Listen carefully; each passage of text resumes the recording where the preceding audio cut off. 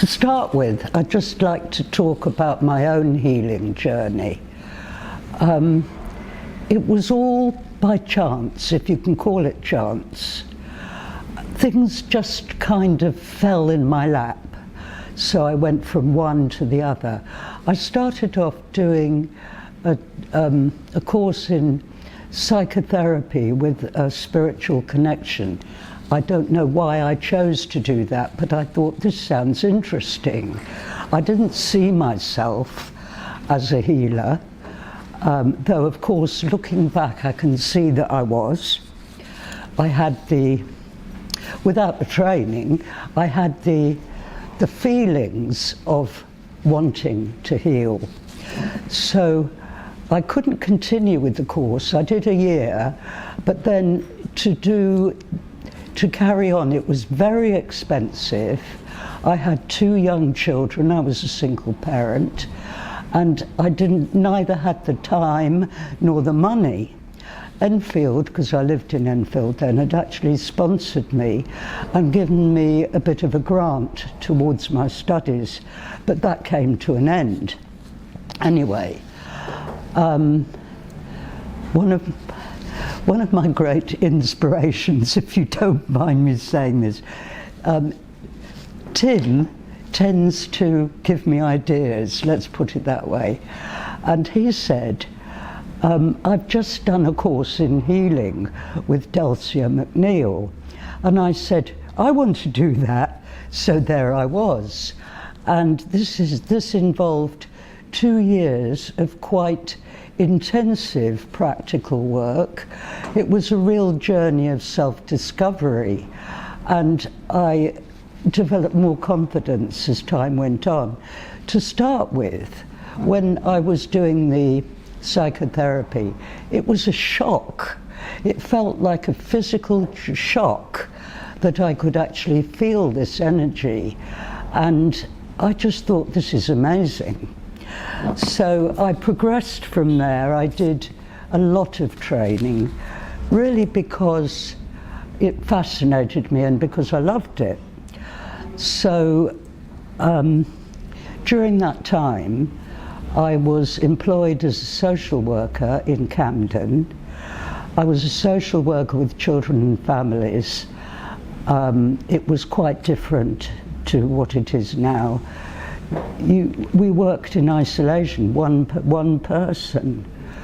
It was terrifying. I had my life threatened on various occasions, because when you're working with child protection and looking at the needs of the child first, parents, however inadequate they may be, they will fight for their kids.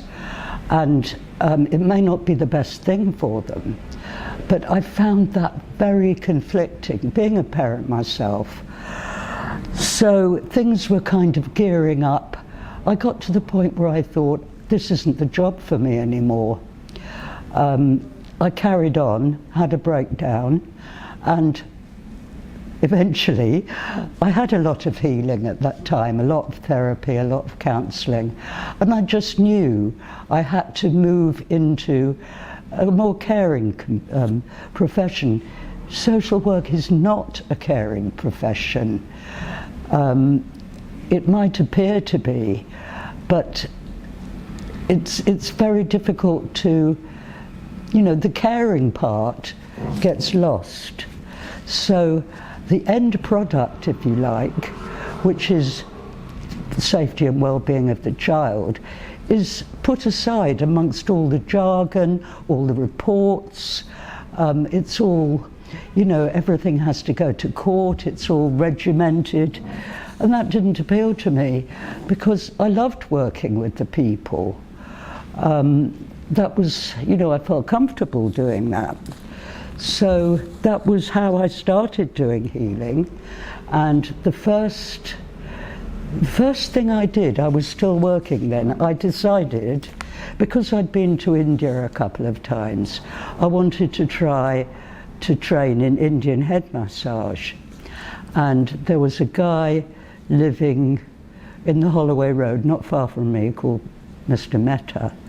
And he was a blind therapist, and he brought Indian head massage in a westernized form over to this country, and identified with it immediately because this was what I'd experienced in India.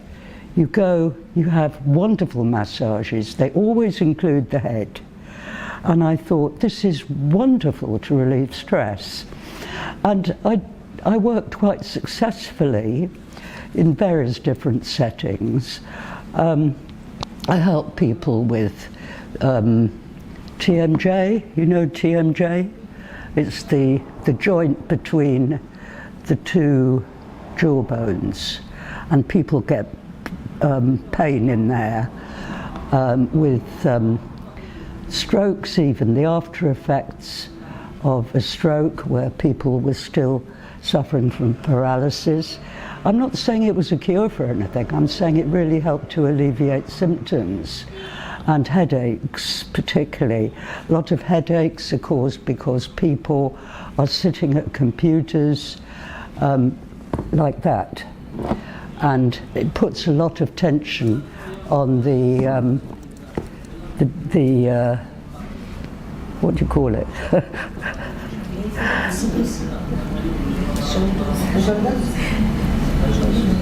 What do you call this? Yeah. And sorry, my mind goes a bit sometimes. So I really enjoyed doing that, and then I thought, well, having given up work, I wanted to expand a bit because I didn't have enough to earn my living.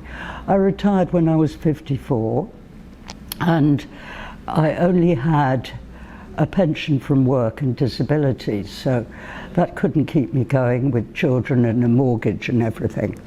So I thought I need to do more work. And I actually started doing baby massage, which I absolutely loved. The babies really loved it, and it was a good little income. I taught groups of parents, like maybe up to 6 parents and babies. And I didn't do that for a while because a lot of health visitors and midwives started giving sessions for free. And I thought, I will continue to do it, but I'll move on. So I did massage, Bowen, all sorts of different things, cranio, sacral, and in 2010, I had a serious back injury.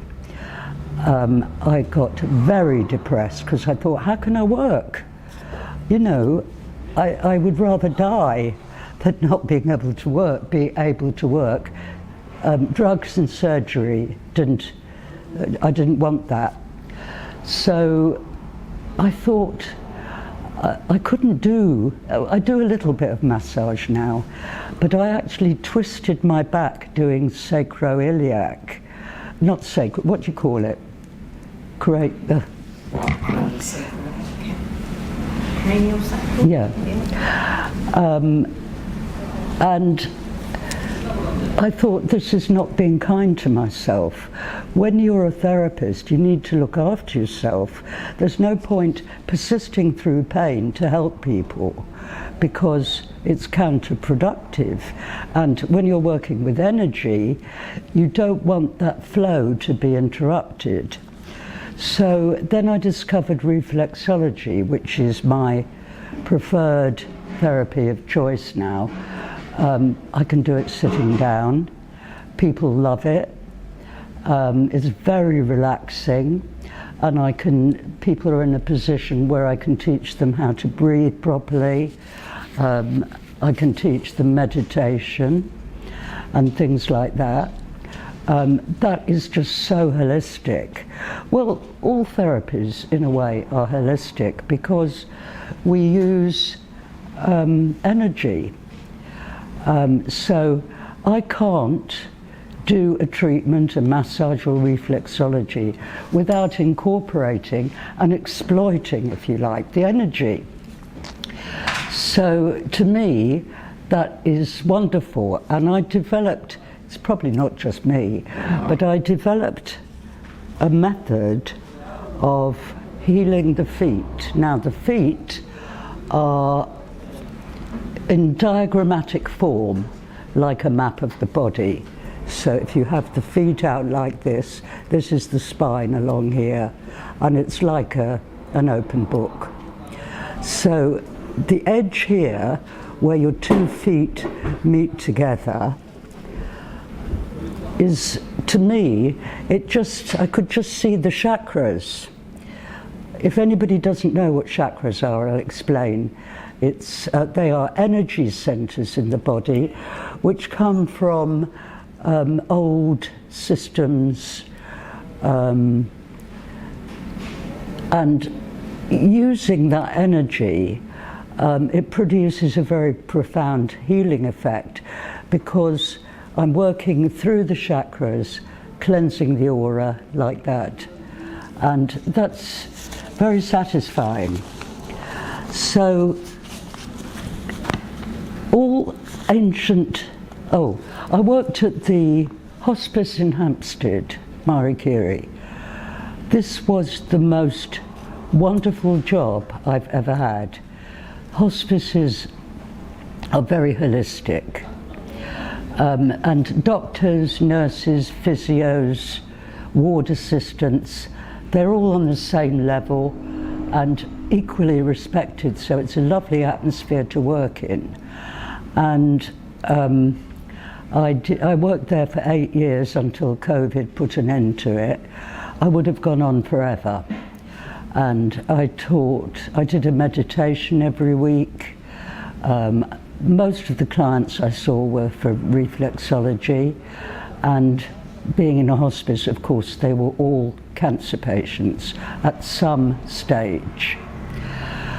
And I just loved the whole atmosphere of working there.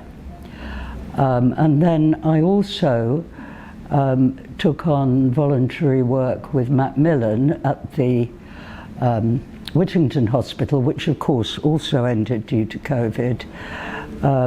At the hospice, they became very short-staffed. One of the doctors retired, wasn't replaced, cuts in the service, a lot of nurses leaving for various reasons, some of them because of Brexit.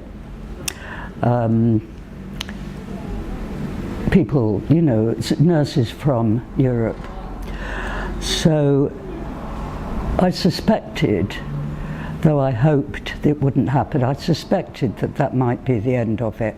I worked to start with on the wards, visiting patients and giving them treatment in bed, or on a chair if they could manage it. And I also worked in the day therapy unit, which was wonderful because I had designated the therapy room with a couch, towels, the lot. So it was just perfect, really. It was a bit more difficult working at the Whittington because I had a room and then they took it away. So I had to work in a counselling room, which basically consisted of 2 chairs and a sofa. Very difficult. So I was sorry to leave, obviously. It's sad when anything comes to an end that you've enjoyed. Okay, that brings me more or less up to date. Most of the work I do now is either voluntary or private. And I don't work a lot now, but every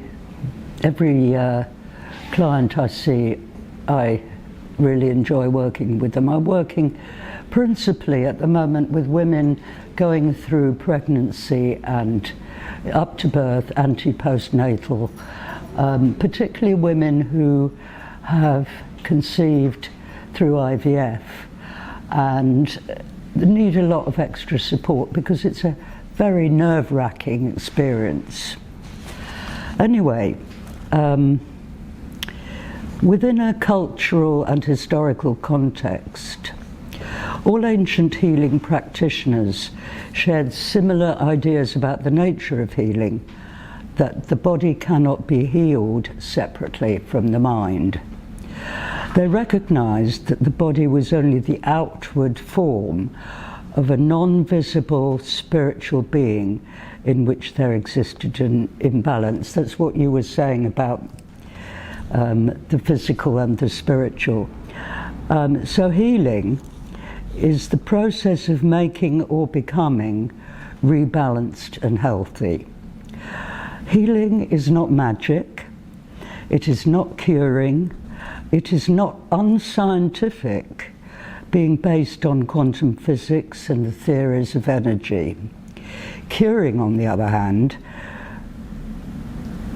refers to treating a physical illness, usually by medicines and treatments prescribed by doctors. But healing refers to the sense of inner peace, coherence and purpose that the patient finds even in the midst of incurable illness. And when I was in the hospice, how I felt was, if I can give this person half an hour respite from their pain, I mean, okay, they're on morphine, but it's never, they can't give too much, so it's never really enough. And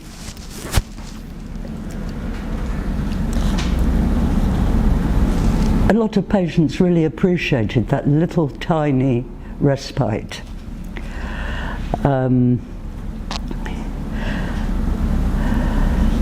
Palliative medicine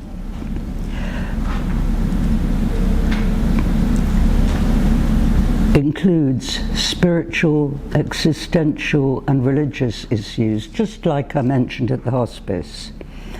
It involves the repair of living tissue and the biological system as a whole. It involves the transfer of energy through the healer to balance, revitalize and remove blocked energy. So it involves the healer's intention as well as attention.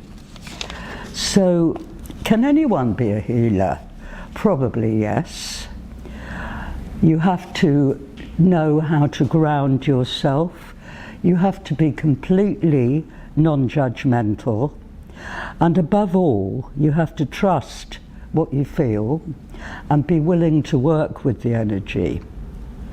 And the course that I did with Delcia McNeil involves the healer's own spiritual development, which is really important, because we need to have a certain level of understanding and maturity.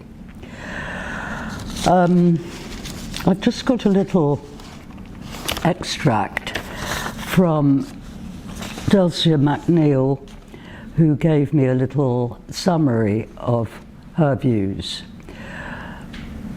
And I quote, "The term healing is difficult to define because it is a general term to refer to getting better either physically or mentally. In the professional healer's world, it refers to spiritual healing or using subtle energies. The term spiritual can be confused with religions or faith, but neither religion nor faith are necessary for healing to work." I came from a religious background, but then I lapsed, if you like, and I'm not what you call a religious person. I have great respect for religion, but I consider myself to be a spiritual person. Healers not only tune to the energetic vibrations of their clients, they also tune into universal energy, which they call channeling energy. This does require a belief that there is a life force both within and outside of our physical bodies. But these subtle electrical forces are now proved by science. There are many examples of how that's been done. So going on to Del, personally I have several routes through which I use healing energy. The most basic is laying hands on, both on the body and in the auric field around the body. If you look at somebody who's sitting against a white background, you might see a kind of like a halo. The ones I see are clear. It's just like a kind of fog. But some people see colours. Occasionally I see colours. If somebody has got a very vital energy, I often see colours. It's not necessary, it's just an extra dimension. The most basic is laying hands on, both on the body and in the auric field around the body. This can also include focusing, bless you, focusing on,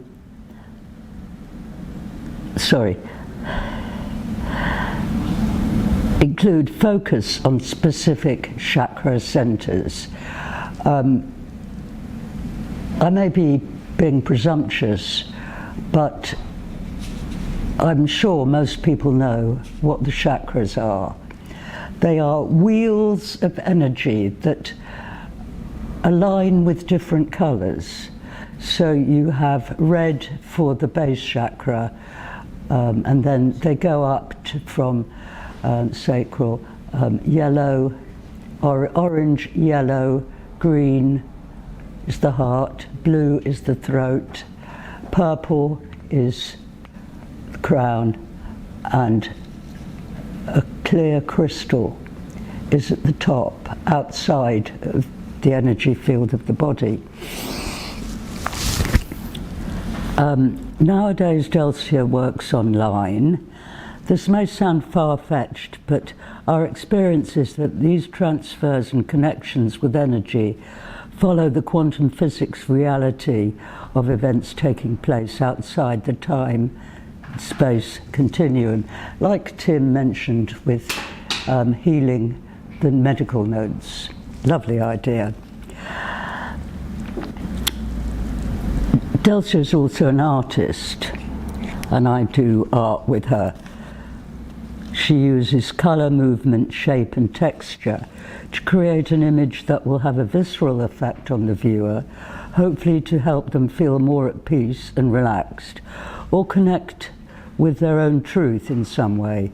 For example, an image might resonate with a painful emotion, and in doing so, help them feel met or recognized in some way. The images can be used as objects of projection in a psychotherapy session, a way to accessing the unconscious mind. So she actually uses psychotherapy in conjunction with healing. There are many different styles and methods of healing. This is such a vast subject. I didn't realize when I started what I'd taken on. Well, I sort of did, but I thought, well, I'll do it anyway. There are many different styles and methods of healing. For example, Reiki, therapeutic touch, radionics, colour healing, sound healing, and crystal healing, which I'll mention later. And the answer to that is a complex one, because there are people, and I've experienced this myself, who have a lot of resistance. They may think they want healing, but they're not ready to receive it. I worked with a woman who had very advanced ME, and this involves a whole series of complicated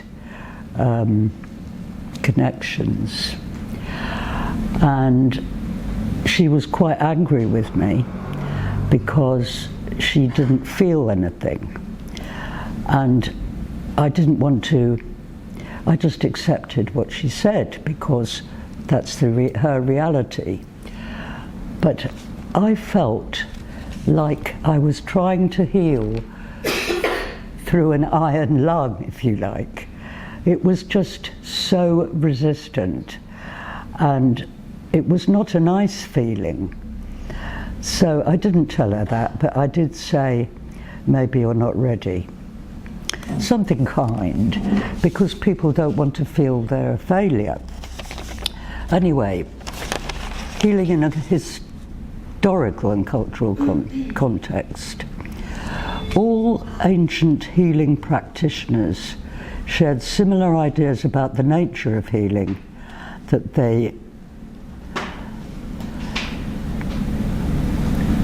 the body cannot be healed separately from the mind. They recognized that the body was only the outward form of a non-visible spiritual being in which there exists an imbalance. So healing is the process of making or becoming rebalanced and healthy. Curing, yeah, we've done healing and curing. Palliative medicine, this is what's so wonderful about the hospice and the work they do. It includes spiritual, existential and religious issues.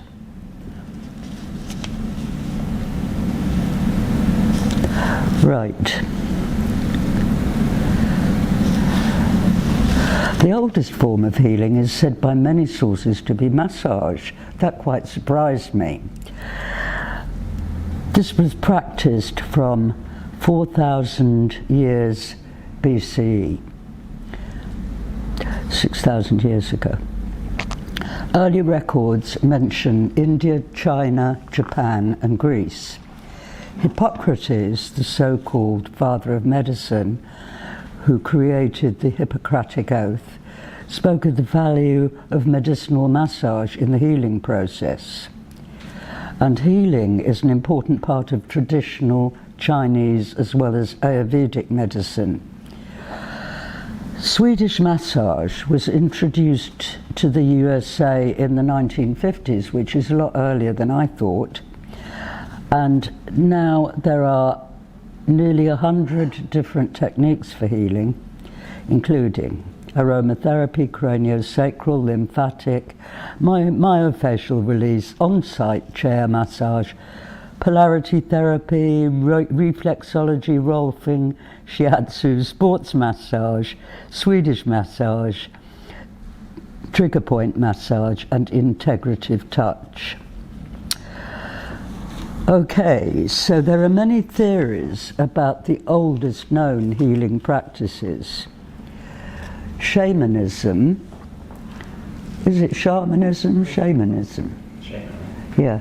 Well, I know from Sue that we call them shamans, not shamans. Anyway, it's a bit confusing. It's not an English word. The shaman enters a trance, leaving the body intentionally, where he or she travels to non-ordinary planes to heal the patient. Different civilizations adopted different traditions. In India, the yogis obtained peace and balance through yoga practice, which is very much a popular thing now, though it's Western yoga. In ancient Greece, they had healer priests, and I remember going to Turkey with my son when he was a teenager. Greek and Turkish were the same then. They were part of the same empire. And we went to this amphitheatre, and it was an extraordinary experience because there were people dowsing with their dowsing rods. They were going like the clappers. The energy there was just tangible. And what a lot of these people did was they recognized that this was an area of very profound healing, and they built clinics there. So there was a little ruined building at the bottom, which was what they used as their clinic, because it's the perfect place for it, the ley lines and everything. The Chinese, ancient Greeks, Polynesian kahunas, and American Indians all have their separate traditions and methods. And the Essenes a Jewish sect amongst whom Jesus lived and studied around the Dead Sea about 3 centuries ago, and they were ascetics, which meant they lived a very pure life, and it was a very wholesome existence. In Christian countries, the early Christian church recognized faith healing, but later Christian churches suppressed it because they believed healers were in league with the devil and equated it with witchcraft. Many women who were doing things like were herbalists, midwives and healers were put to death, which we all know about, the witch hunts.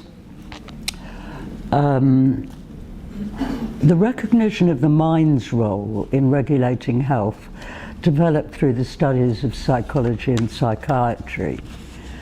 Dame Helena Petrovna Blavatsky founded modern theosophy with the belief that the mind can heal the body.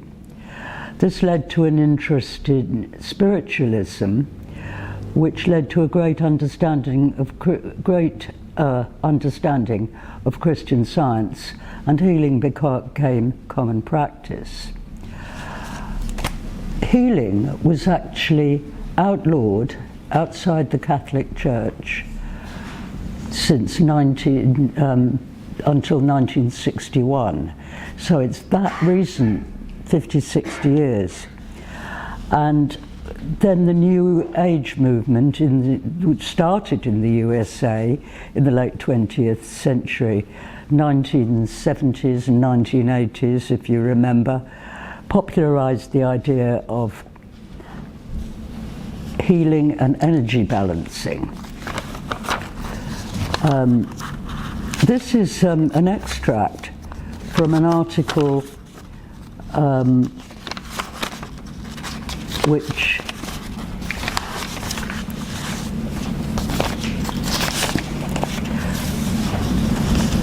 about the history of holistic health. Holistic health practitioners have many ways of healing. I don't know if you can see that, but that's old Socrates there. It looked nice in colour. Holistic health practitioners have many ways of healing, but they share a common basic approach.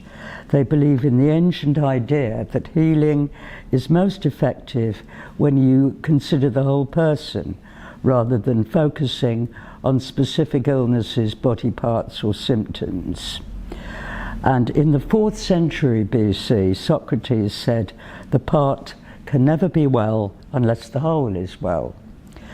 Holistic health is a state of balance, not simply an absence of illness. And a holistic health education teaches the interconnection of mind, body, spirit, and the environment, just as it has for thousands of years. Long before penicillin or X-rays, modern medicine in fact, healers recognized the importance of emotional and spiritual well-being in achieving physical health. And 2 of the most well-documented ancient holistic health traditions are traditional Chinese medicine, also called TCM, and Ayurveda. TCM originated almost 5,000 years ago and has continued to evolve into a complex system of diagnostic and treatment methods that are still practiced today. From the very beginning, TCM viewed the human body as a small universe of interconnected systems, including physical elements as well as subtle energies such as qi, ki, life force, and shen, or spirit. So the 3 ancient medical traditions in holistic health are Ayurveda, herbal medicine, and Western herbalism. Ayurveda is the ancient medical tradition of India. It's wonderful to experience, actually. It traces its origins to a text written by Sushruta, the father of surgery, according to them, in the 6th century BC. The healing practice incorporates beliefs in the 5 great elements of the universe and 7 primary constituent elements of the body and the 3 doshas, or biological energies, that each represent. It's quite complex, but once you get the hang of it, you can understand its logic. There are 8 treatment disciplines, and the practitioners guide their patients to balance and moderation. Herbal medicine emphasizes holistic balance and is the oldest form of healthcare known to mankind. Indigenous people all over the world and throughout history have drawn on the medicinal properties of plants. Herbalism is a critical element of TCM and Ayurveda. And in China, when you go to a clinic, and in India to an Ayurvedic clinic, they all have their own herb gardens. And when I first went to China, we were in Beijing for a few days. We visited the hospital, traditional hospital which unfortunately people prefer the modern system to that, but because it takes longer, basically. But they all have their own herb gardens, and it was wonderful seeing the holistic way cancer patients were treated. They had music playing through their headphones, and I've got some CDs which are just it goes through a system of very comforting and music. They also have special herbs made up for them, special diets made up for them. So, and the atmosphere when you go into a room is so peaceful, and you get the impression that everybody has got their needs met. Western herbalism originated in ancient Greece and Rome, and then spread throughout the rest of Europe and eventually to North and South America, focusing on the medicinal attributes of plants and herbs. And one of my earliest experiences of that, because I have travelled a lot, and I went to Peru in 1992 and discovered how very ordinary people, not educated people, had a whole wealth of herbal knowledge at their disposal, and they knew, they'd be out in the country, they'd pick a herb, they knew what it was. Hippocrates, the father of medicine, who lived in the 4th century BC, stressed the healing power of nature. He believed in encouraging the self-healing effects on the body. Other early physicians were more interested in actively stepping in to correct illness. And these two approaches, support versus intervention, were debated for centuries until the scientific revolution of the 19th century. With the discovery of germs as a disease-causing agent, Western medicine became thoroughly focused on intervention. Diseases were treated as invaders to be destroyed with medicines such as penicillin, and physicians paid less attention to healthy lifestyle choices, environmental factors, and emotional health. So the emphasis was on symptoms and syndromes. Patients were discouraged from participating in their own health care and began to believe that medicines should fix you. So it took almost a century for the limitations of this approach to become clear. Some scientific medical cures proved more harmful than the diseases they sought to treat, and other diseases and chronic conditions failed to respond to scientific treatment. And eventually people began to seek alternative forms of medicine, and I prefer the use complementary rather than alternative. I would never say to somebody, this treatment, this healing is a substitute, because it's not. It goes alongside. So patients, for example, receiving medical treatments can also receive healing and other kinds of therapy in conjunction. So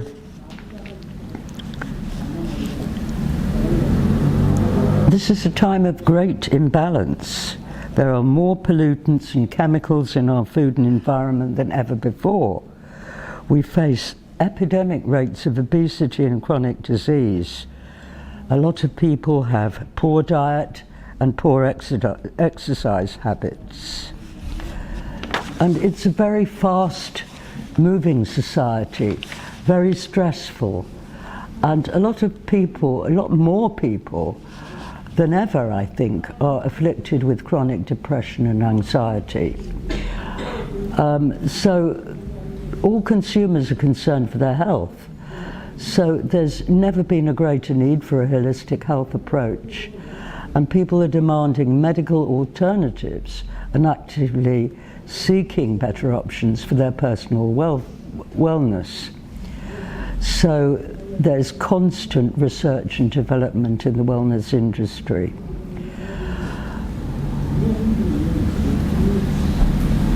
So there are holistic health practitioners offering alternatives such as massage, nutrition, very important. We are what we eat. We've had talks given by Charlotte Palmer about the importance of diet. Chiropractic, acupuncture, meditation, of course, and homeopathic medicine. Now, we've had talks about homeopathy. Tim has runs a meditation group. He trained as a meditation teacher. So that is open to anyone who wants to do a short training in meditation. Right. How are we doing for time?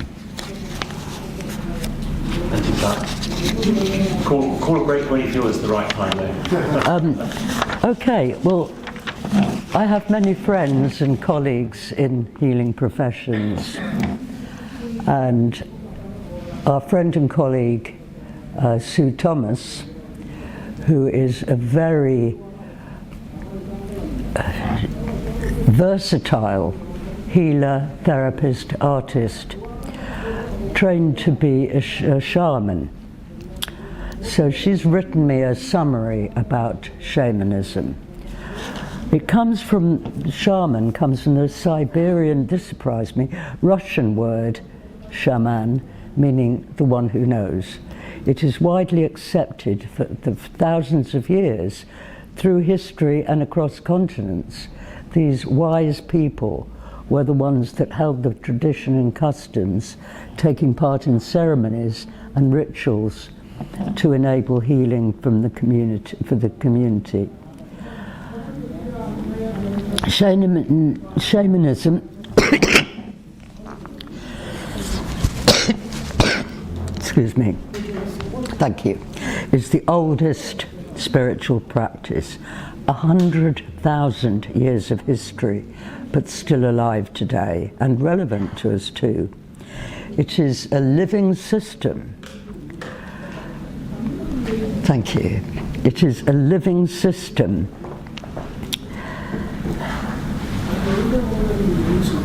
and practicing changes over time. Men or woman shaman can take a journey, as I explained, out of time and space, may receive guidance, healing, and connect to nature. It shows us how to live in harmony with the world and this world and others and all beings. It is a philosophy and a lifestyle that has at times been described as a religion, where the shaman may journey to the other worlds on a spiritual journey or quest, sometimes aided by drumming, dance, or hallucinogenic plants.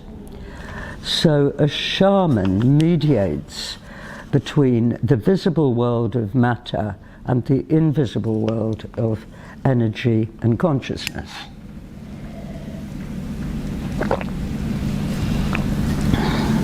The basic fundamentals of shamanism include right alignment and ethical use of power, living and working in a right relationship with the community, the environment, Earth and the cosmos, animals and nature, the daily living world, as well as a connection to the spirit world.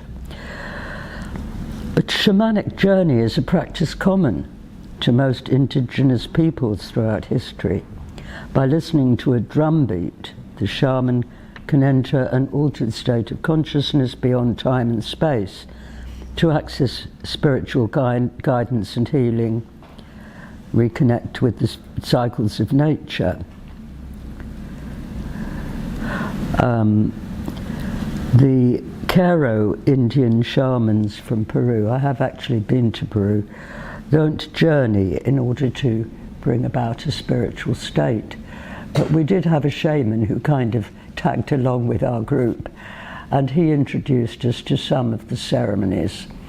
And I don't remember him transcending.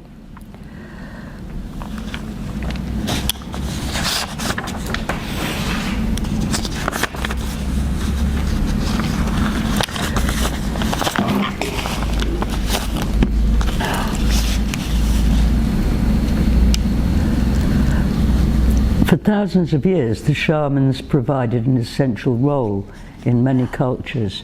It's not something we're particularly aware of now. They were wise men and women, and I think it's important that they were women.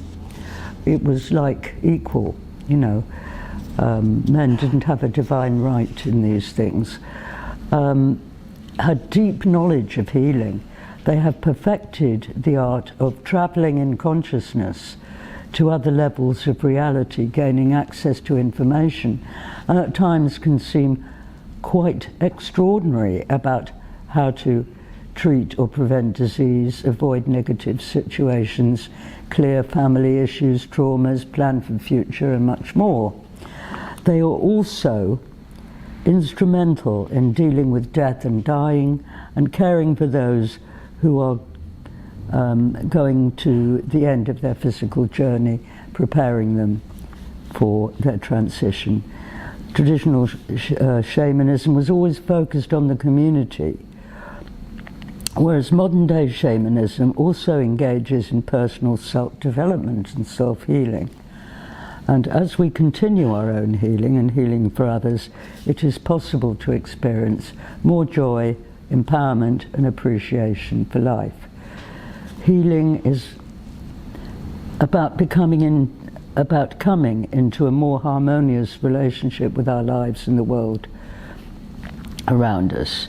It lifts the heaviness from our lives. This is a quotation from somebody called Joe Malloy. It lifts the heaviness from our lives and helps us set a new course towards our highest destinies, bringing everything into balance so that we are directed towards the future and the lives we really came to live. It has often been misunderstood. There is such a wide variety of shamanic practices which are pertinent to indigenous cultures and traditions and the modern Western world. Okay. Shamans can train for many years, meeting shamans from different traditions, for many, have a commonality. It's not always possible to call ourselves shamans, but we work as healers using shamanic practices. Shamanism is a true path of revelations way of life. So you can live a positive life with yourself, others, and the world. It helps us to live with honor and respect, and to notice what's in our hearts, and to live in balance in an ever-changing world. I'm just going to talk a little bit about different kinds of healing you can see listed here. Spiritual healing. Well, in a way, all healers are spiritual, because healing comes from spirit. It's just slightly different interpretations between different kinds of healing, but basically healing is healing. They're all the same.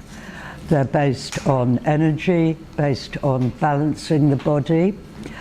The National Federation of Spiritual Healing was founded in 1954, and they do a 2-year training.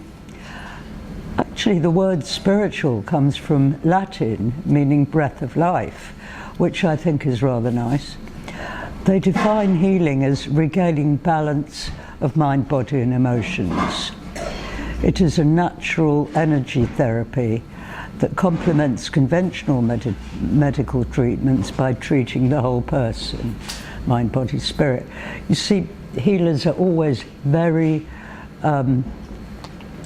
important. It's very important that healers stress the whole person. And healing isn't something that's done to you. You can heal yourself, obviously, but healers act as a conduit for healing energy.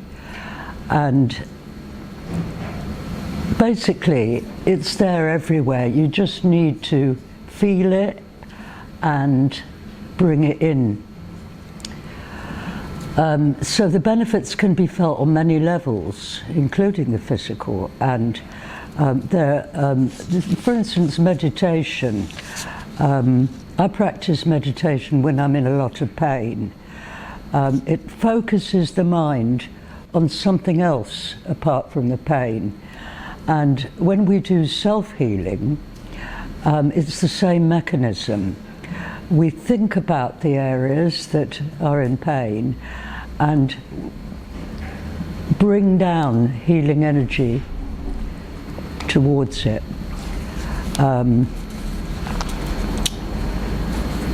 Reiki. There's been a lot of conflict, if you like, between Reiki healers, perhaps that's rather a strong word, but between Reiki healers and spiritual healers. I've done Reiki Part 1 and 2, basically because I wanted to know what it was all about and what made it different from the kind of healing that I'd experienced. And at that time, it was not regulated. It wasn't, it was just like you did 1 or 2 days to go through it. And I was very lucky because I had a wonderful teacher, and she kept us going. She kept communicating with us through the course. The Oxford Dictionary definition is derived from the Japanese meaning mysterious atmosphere, and that refers to the soul stroke spirit. So it was brought by Mikao Usui, who felt that chi was vital, and he worked through symbols that he had meditated on and felt that these were appropriate. So it's like the symbols were divine, if you like, or he was born in 1865, and he worked until he had a stroke in 1926. I like the principles of Reiki, which go like this: just for today, do not worry. Just for today, do not anger. Just for today, be honest, be humble, be compassionate towards yourself and others. Very important, self. Today I will earn my living honestly.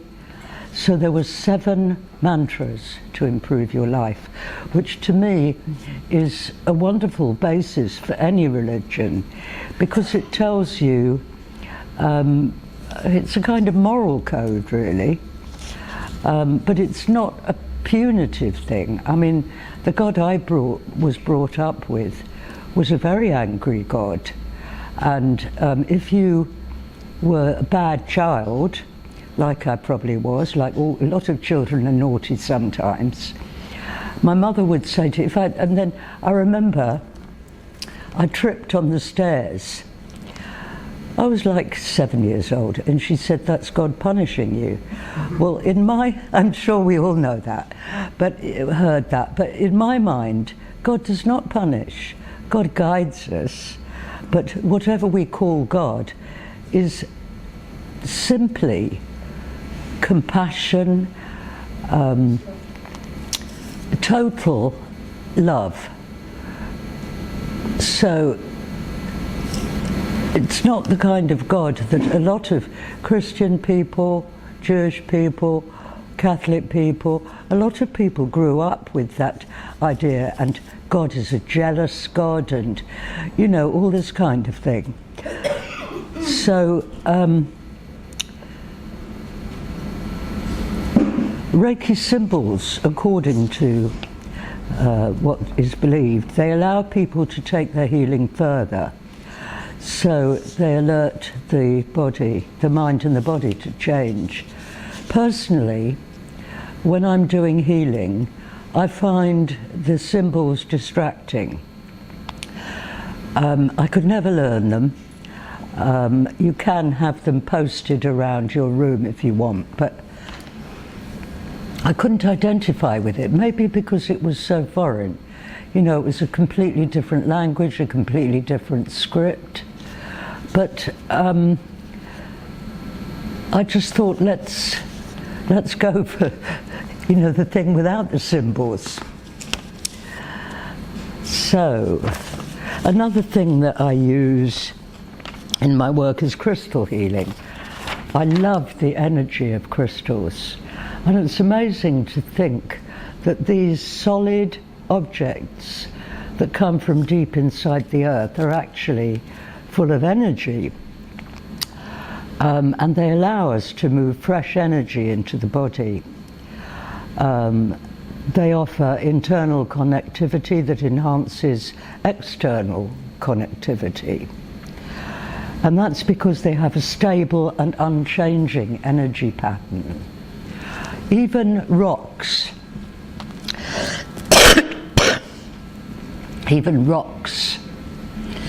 have energy. I remember going to a stone circle. I don't know if it was Avebury, but one of the stone circles.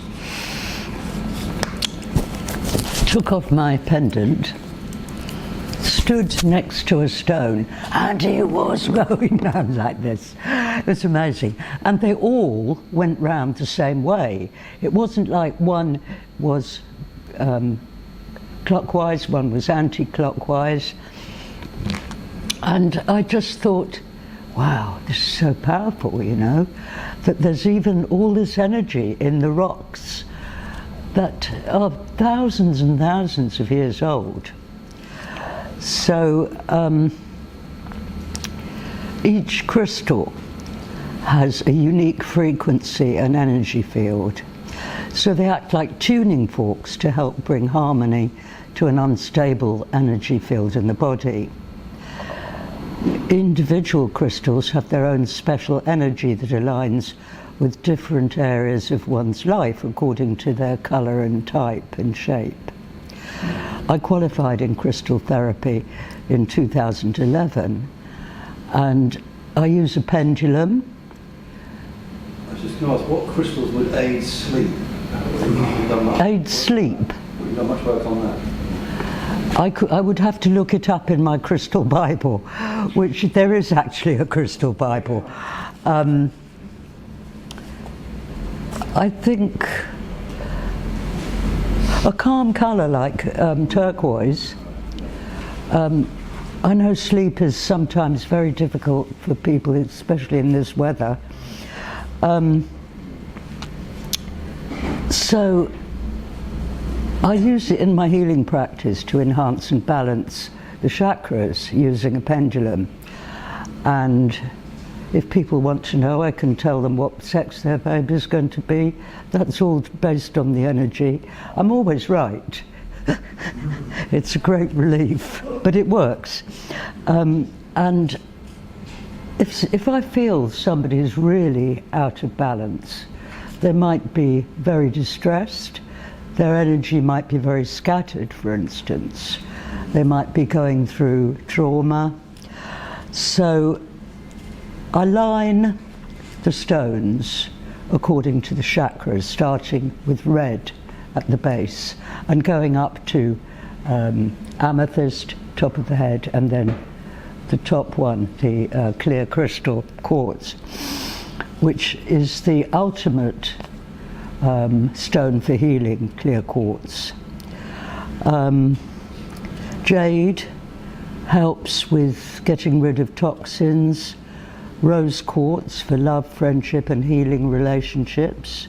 Turquoise, protection from pollutants, anti-inflammatory and detoxifying, and clarity in communication. Clear quartz for healing, as I've said. Now, the red stones like garnet, jasper and coral are particularly valuable because a lot of people are ungrounded, which means their energy becomes very scattered and they can't protect themselves. And a very useful stone to help grounding, because you need to be grounded when you meditate, is I use a coral, a dark coral stone for that. There are times when I find it very difficult to meditate. Hold the stone, put the stone here, and it does help. You have to believe in it, obviously. If I go to meditation, would I take one of these stones with me, or is that being a bit simplistic? I beg your pardon? If I was going to Tim's meditation, because sometimes the mind wanders, is what you're saying. So Yeah. if I took a stone, does that help in any way? Or Well, it certainly helped me. It's broader than that. I mean, It certainly helped me, and it was suggested by various healers that I know. I found it useful. Amethyst, which is my favourite stone, for healing mind, body and soul, that also helps meditation because it's focusing the mind. So you could just use an amethyst stone and a red stone. I've got them all listed there. Now, sound healing. I've had experience with local sound healers. We have Satu Taggart. Satu has been a therapist, sound therapist of long standing, and she did a monthly session at the hospice.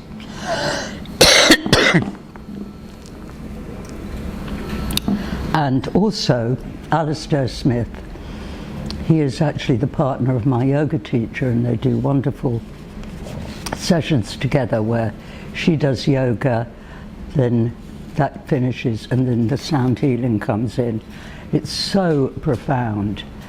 And when I first experienced sound healing with Sati at the hospice, it felt so primeval.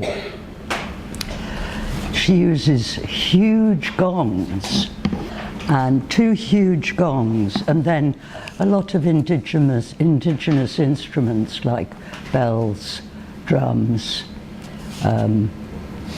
rain sticks, things like that. And you feel almost as if you're at the beginning of the world.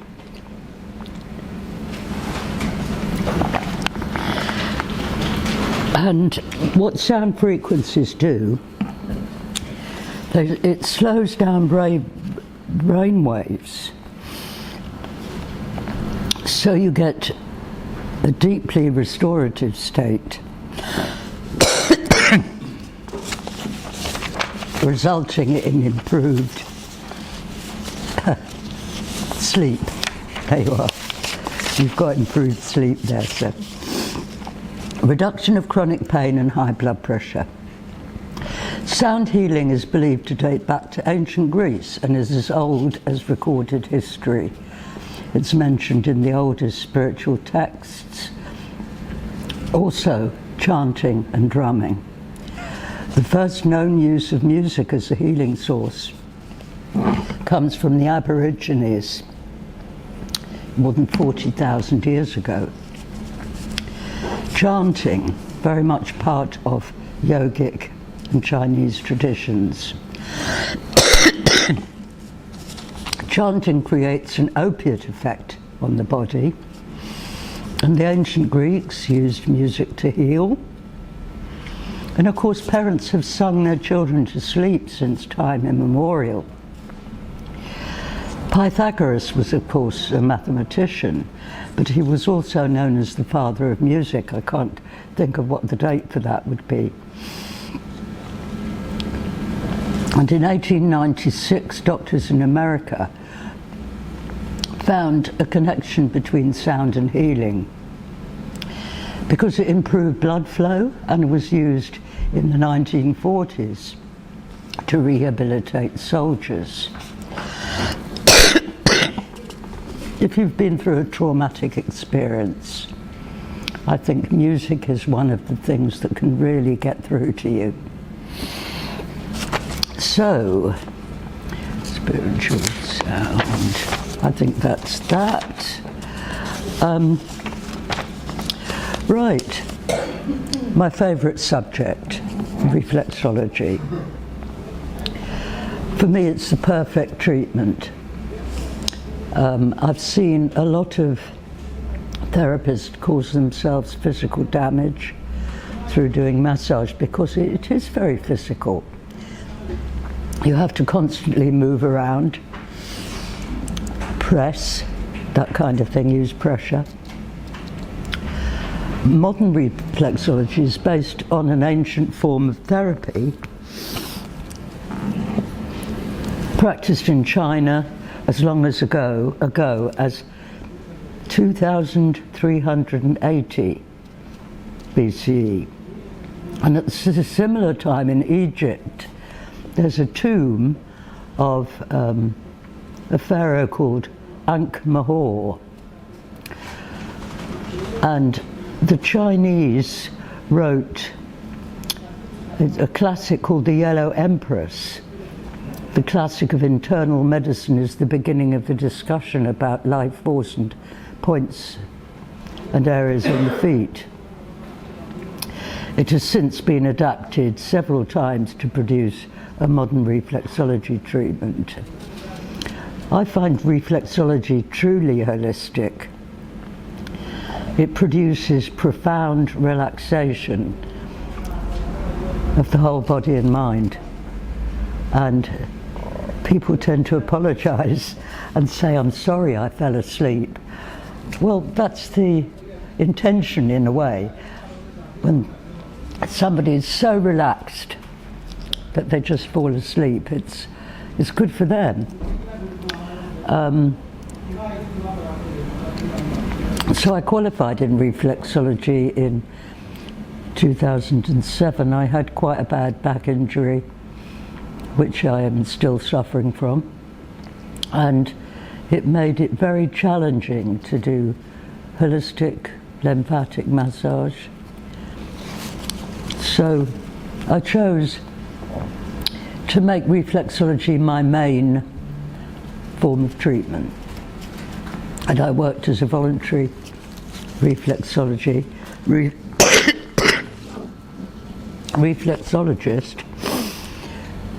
with cancer patients at the Whittington Hospital and at Marie Curie Hospice in Hampstead.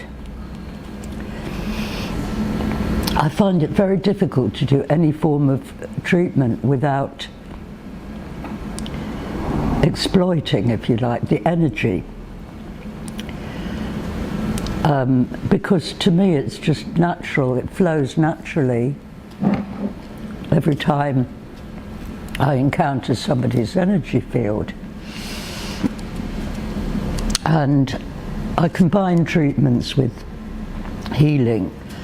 So as I explained, you Vita like a diagram of the body. So you can treat each point according to the chakras. So my main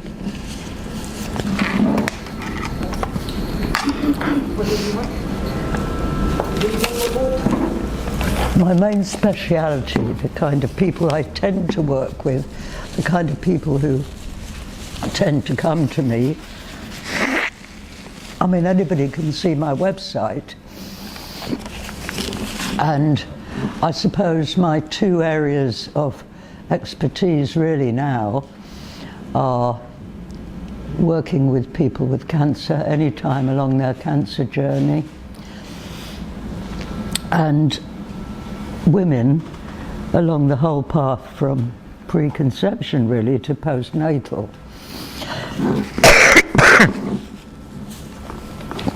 It's a wonderful thing to treat a pregnant woman because you can feel there are two of them and the babies start jumping around. They really love it. They must feel something, but it's difficult to feel through all the liquid and, you know, the fluid and the placenta and everything. But they know you're there. And I've had some wonderful relationships with women who have come in absolute floods of tears, so distressed. A miscarriage, an ectopic pregnancy, a failed IVF treatment, and gradually they will relax. It's a very difficult journey for them, and often one that they can't really share, except with their partner, maybe. So they need a lot of support and a lot of emotional nourishment, if you like. And I'm still friendly with a woman who had just, this was her 5th attempt at IVF, which is very expensive. And you know, this was going to be their last because they virtually run out of money. And she was in a very distressed state when she came to me because she had conceived and the pregnancy was ectopic and it took more than 6 months to reabsorb. I worked on that repetitively, because there are areas on the foot which correspond to the uterus, the you know, the ovaries, the uterus, and the fallopian tubes. I could actually feel there was a blockage in the fallopian tube on one side, which is obviously that, you know, it gradually reabsorbed, but it was, to me, it felt very obvious that this was not meant to be there, if you like. And eventually, she gave birth to twins. There are risks to IVF. One of the twins was, they were both boys, one of the twins was quite a lot smaller than the other. He had a hole in the heart. Most holes in the heart tend to resolve. My son had a hole in the heart and he made this awful noise, squawking like a chicken. but it sounded very adenoidal. But it was all right after he was about 6 months old.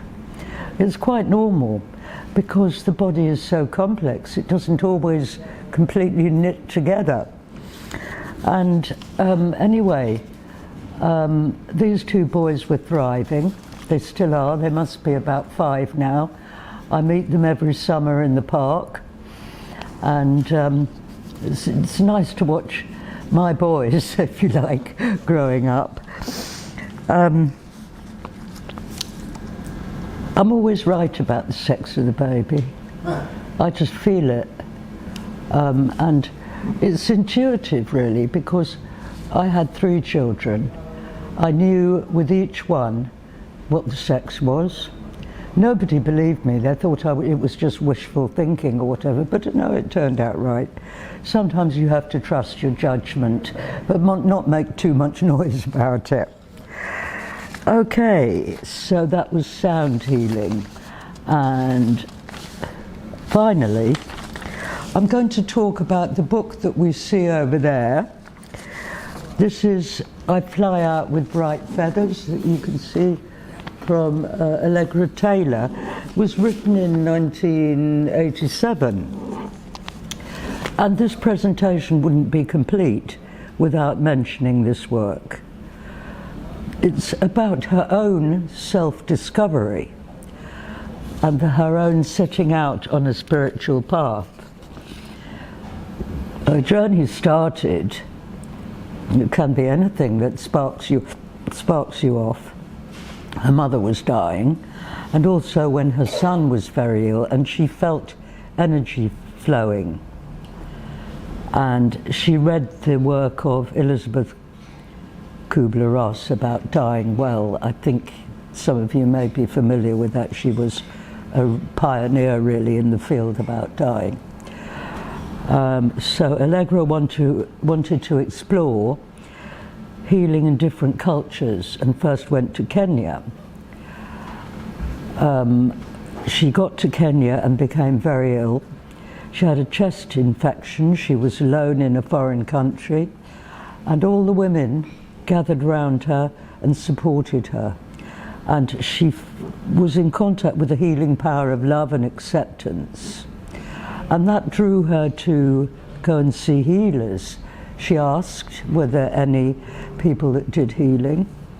And she saw a man who had successfully treated a lot of different ailments. Jaundice, failure to conceive, cataracts, heart problems. He gave her some medicine for her chest, and that resolved things. And he ran this open house clinic. It was very friendly and open to everybody regardless of circumstances. One of the problems in a lot of different cultures is people can't afford to see a medical practitioner because they charge, and if you're lucky you can get healing for free. And he opened his doors to everybody, regardless to their circumstances. And this clinic had 3,885 herbs at their disposal. I don't know how there could be that many, but Allegra then went to Ireland, and she worked with a Californian psychic, deepening the healing process. And then she felt drawn to visit Australia. She was born there and spent the first few months of her life there. And she was very interested in indigenous cultures. So she discovered Aboriginal healing dating back 40,000 years. But there was very little trace of it in the modern cities like Melbourne. The whole culture, the whole tradition had been deliberately sidelined. And she managed to meet up with indigenous people. And their healing is based on dreams and visions. I'm not sure how it works. But the Aboriginal people used a lot of herbal medicines. So we now use their bush remedies, which you can buy in a health shop, in use today. And after that she went to the Philippines. So she discovered that modern history had I wouldn't knock modern medicine in any way whatsoever. Without modern medicine, we wouldn't have cures for cancer, for heart disease, for a lot of things. I would never decry modern medicine. There have been some, we now do heart and lung transplants. Advances in modern surgery are very unique. We're very lucky to have that. But it's only a physical thing, and people often want something more. It can be very traumatic. Medical intervention. I'm sorry about this. Okay. So I'm now open to questions. Yes, sir. You were talking about stones earlier. Is there any control over the size and numbers of stones that gives you different effects or whatever? I think... You talk about colours, but I'm talking about sizes and numbers. If I'm doing a healing, you mean using stones in healing? If I'm doing a healing, I tend to use the smaller round stones and go, I like the uniform shapes. But is there any ethos about how many or how many? I usually use 7 according to the chakras. But if I feel, you can take them off, you can add them. If you feel something's missing, you can move them around. There's no real control factor, it's what you feel is appropriate. There can be a pattern, but I prefer not to use it. I prefer to work intuitively. But I always use a pendulum to cleanse the stones, to make sure that their energy is not clouded. So I put them in a singing bowl, and I make, turn it round, make a sound, and that is one way of cleansing them.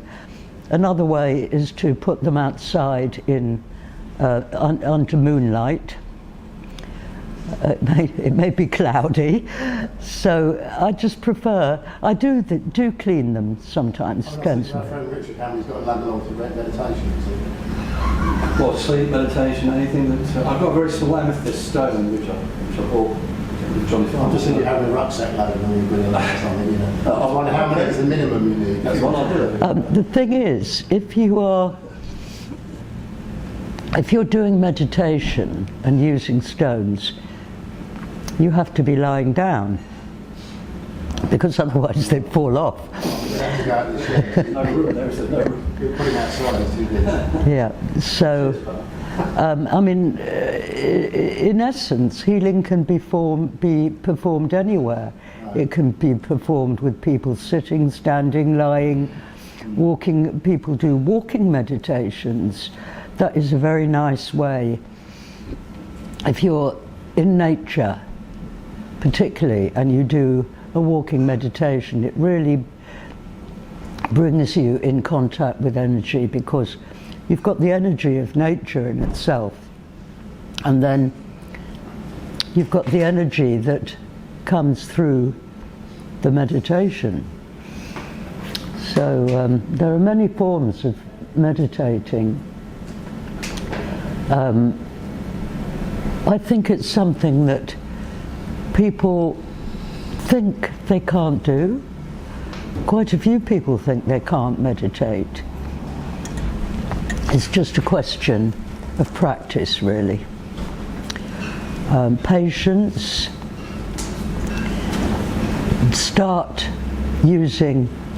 doing it for like 5 minutes, 10 minutes. Gradually increase the time. I used to do a meditation that was on Radio London with a therapist called Claire Connolly. She now does them on Insight Timer, various websites, YouTube, I think. And I really found that made my day. I missed it if I couldn't do it, but it's finished now, so I haven't done that for a while. And I haven't really meditated as much. I needed that incentive, you know. Oh, 4 o'clock, it's time. What I'm trying to get is a correlation between, let's say, if you're having reflexology and you use stones at the same time. Is that beneficial, or do they conflict with each other? For instance, you see what I mean? I tend not to use stones when I'm doing reflexology, Right. Well, could you? but You've done it, you parallel things up. at the end, I very often, after I've healed the feet, done the healing regime on the feet, then I'll do a healing on the whole body because I feel it's incomplete. I put the stones on after. Or if somebody just wants an hour healing, I will use the stones then, because it gives you more chance to work with the energy. Yes, but the point I'm trying to say is, can you have more than one treatment all at the same time? So Yeah. if you have Reiki with stones, for instance, or reflexology with stones, Yeah. you can't, that wouldn't conflict, that would be okay. I don't know, I think they enhance each They all other. supposedly do something different, don't they? That's what I'm asking. Well, you would know, I would know if there was something not working.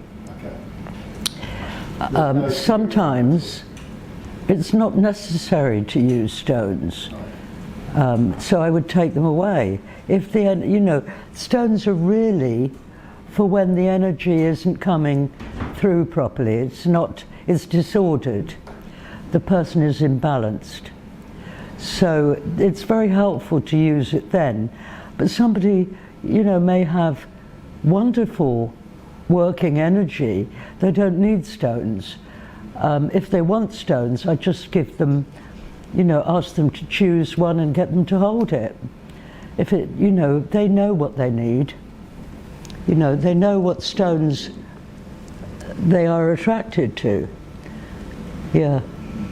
I mean, for me, a perfect stone is an amethyst. But I wouldn't always use amethyst. I might find another stone I'm drawn to on that particular day. And I just love stones. They're so beautiful for a start, It's one of the beauty of nature. They're natural. And they come from deep inside the earth, so it makes them magical in a way. Can I ask something? Jane? Thank Of course. you. Very interesting talk. Thoroughly enjoyed it. Do you know anything about shungite? About? Shungite, rocks, stones? It doesn't sound familiar. I have seen them. I believe they like to help. Can you spell it for me? Sorry? Can you spell it? Shungite. Shung... I don't know. I'd have to look it up. I've got lots of books about crystal healing. If you're interested in crystals, there is a Bible, Healing Bible, Crystal Bible. There's something to do with crystals or rocks or something. I haven't heard of that. Have I've you? got a collection of shungite at home, yeah. I was thinking of, actually when you raised that, I was thinking of you, Richard, because there's some shungite cylindrical shapes that you can hold as a way of grounding yourself and calming down. Yeah. Similar to hematite. Hematite. What sort of size are they? Used to have a couple of hematite I've eggs just Googled. on my consulting room. That's what Yeah, there's a lot online. I was thinking I used to have those in my consulting room, so if people came in who were particularly agitated and needed just settling, Then I've got to just hold up a hematite egg in each hand. Yeah. That worked wonders. Shungite, the problem with Shungite, it comes from Russia, and the price has rocketed, so it's difficult to get hold of. You probably can't get them at all now. Sorry? Probably can't get them at all. But I can bring some along to the meditation. Yes, if you please want do. to hold some Shungite. We're looking at them here. Yeah, it's different when you hold the actual thing. That is really, really interesting, yeah. Yeah, and pyramids to put into the whole range of different things. Yeah.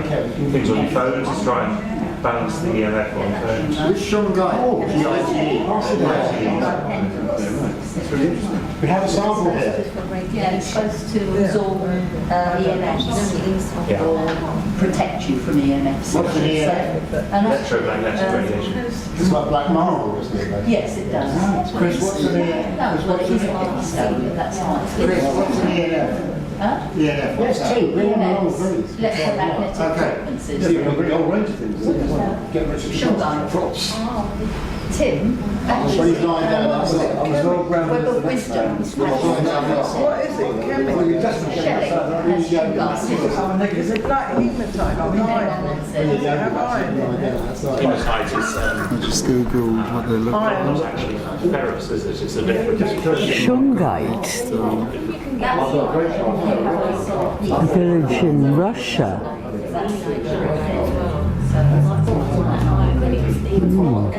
It looks very ordinary, like a piece of coal or something. Russia. I think it's shaped and polished, isn't it? Protection.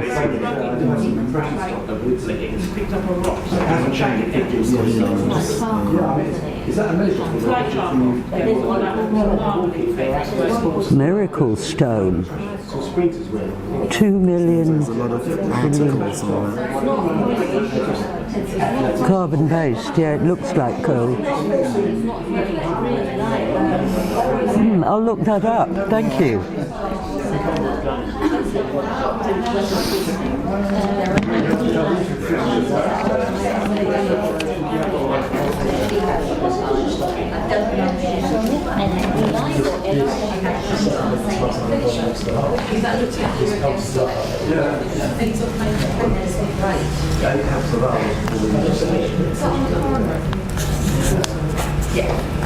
Just before you go round to the right, and then when you go into the park. Just wait for these to come back and then. Fridays to Sunday.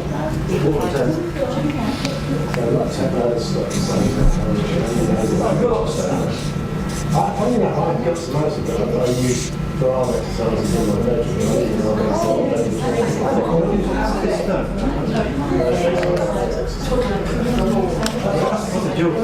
it's a square block.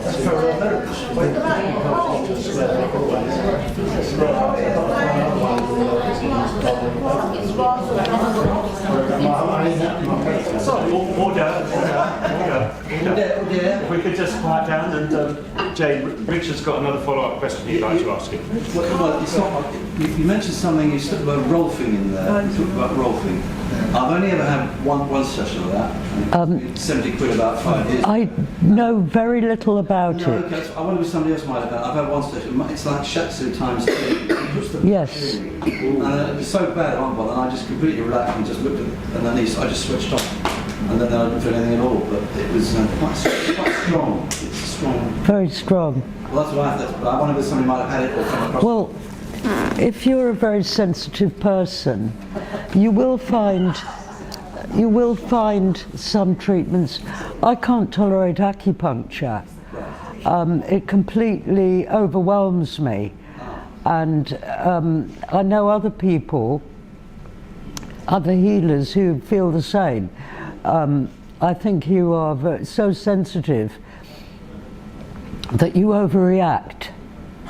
That's my experience. So I did actually have Chinese acupuncture for about 2 years when they were in a building opposite the Whittington, which is was the training for. Do you remember what that was? Yeah, I can't remember the actual name, but it was for Chinese Yeah. traditional medicine, wasn't it? Yeah, and then they left. But that was all right. I had I started off once a week and then I tailed off to once a fortnight, and I did find it helpful, but looking back, it kept me going, but it didn't really make that much difference.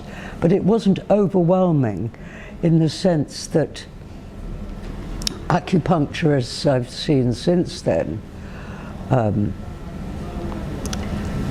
in all cases, it might be that it's more Western based than Eastern based. I don't know. Well, Rolf was a German guy, I think. I mean, a lot of... No, it wasn't. Rolfing isn't using one. I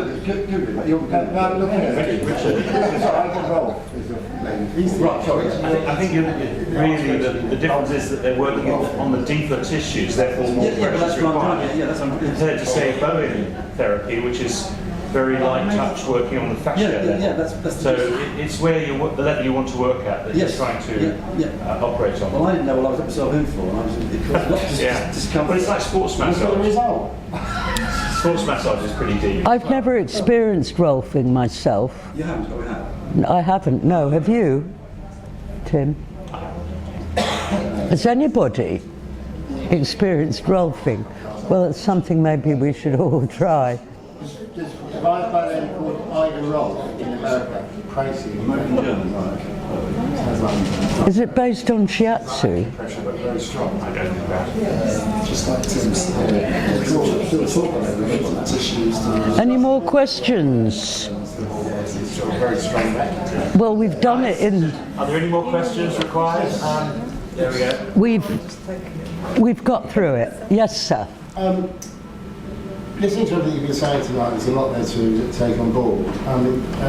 It strikes me that maybe what some things work for some people, some things work for others. Sometimes one man's meat is another man's poison, sort of thing. So, while someone could say Richard could say to me, I had Rolfing and I feel brilliant, but I could try Rolfing and it doesn't work for me at all. Would that be a fair appraisal?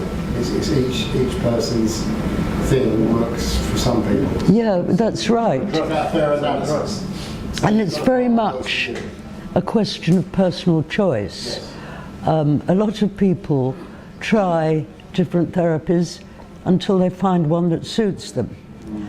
That's a very good way of doing it, because you don't know beforehand. So I've come to you, I've got a damaged hip, I bounce down a step, my little cottage stairs on a podium step, my right leg's a slip under a heavy bag, it's hurt my hip. So I've come to you saying I'm having problems with my hip because it's very unstable, it creates problems from time to time, different times and different pains. How would you go about Your hip? analysing a demon? I'd probably do healing on it. Well, you can use healing on anything. What I work with, what's most familiar to me is reflexology. And on the foot, different points represent different parts of the body. There was recently, I read up about this because a woman came to me who was in the later part of her pregnancy, and she had something called pubic symphysis, which is when the pubic bone comes out of alignment, so it should be, it makes the hip very painful, that whole area here. And there is a point on the foot which works on the hip joint. So I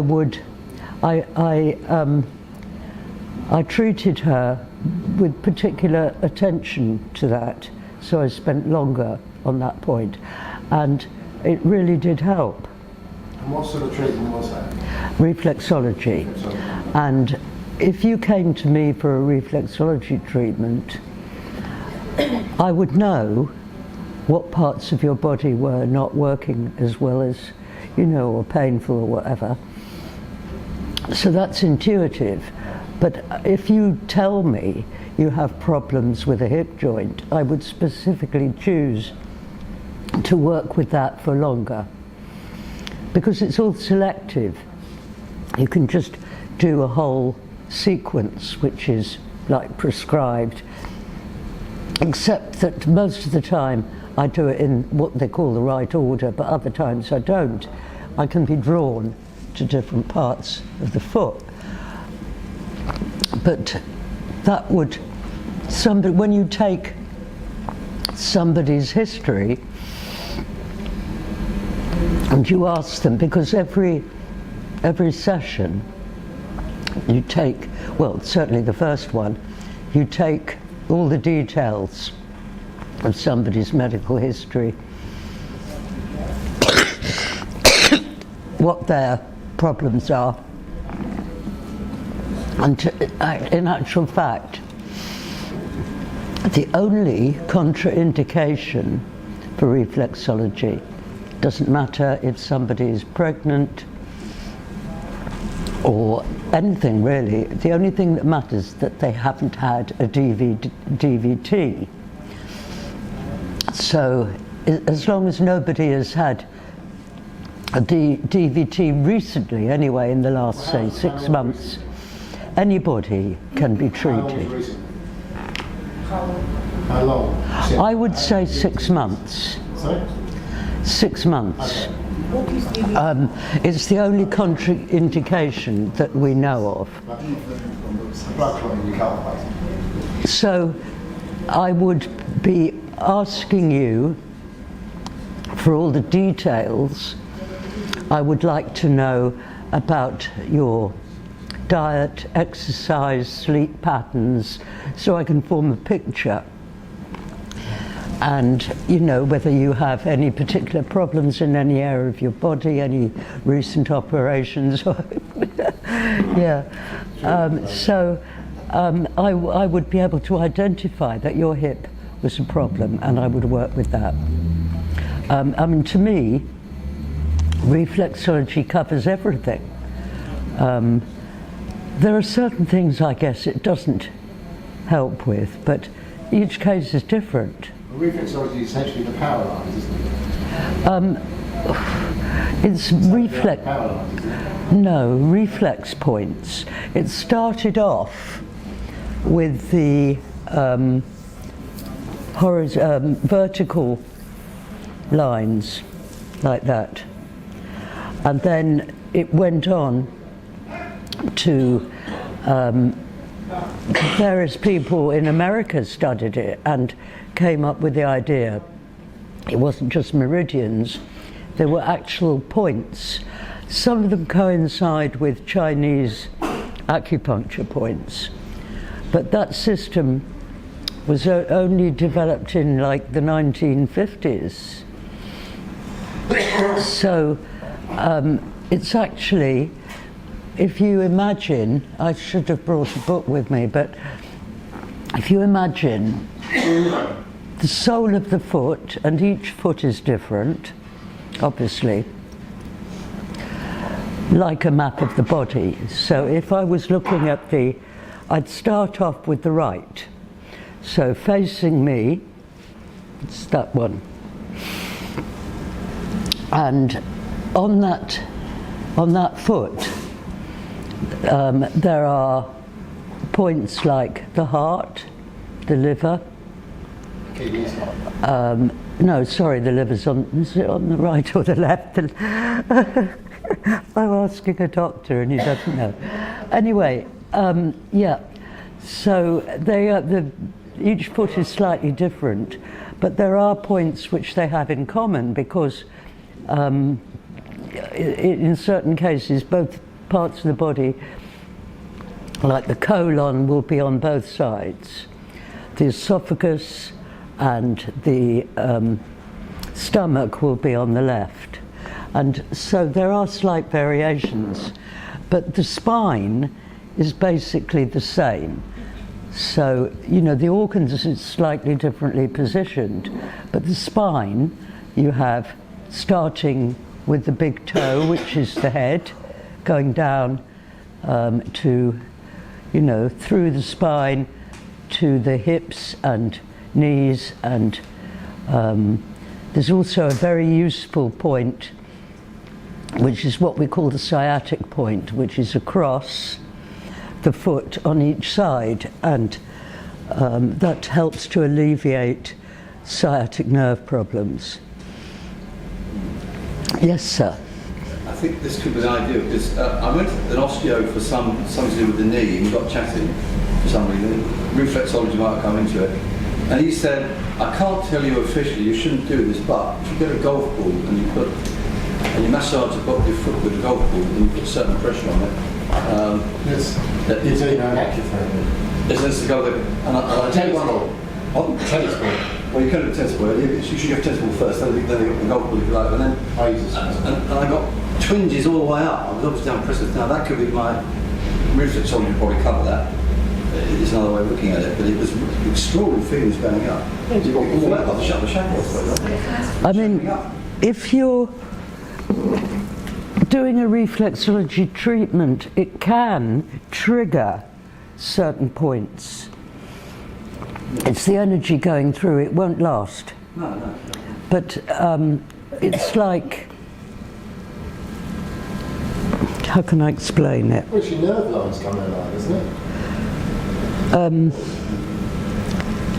It's because it stimulates certain points of the body. Yeah.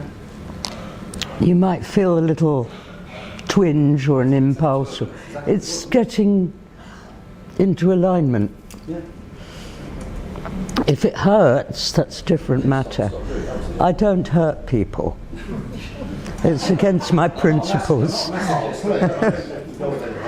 It's against my principles. It's just a new use for a golf ball. Jane, could I ask you about, just following up on the reflexology, because I've heard that the same faculty representation of the body is on the ear, Yeah. and my daughter works in dentistry knows about it being in the mouth, so that it's almost like a holographic Yeah.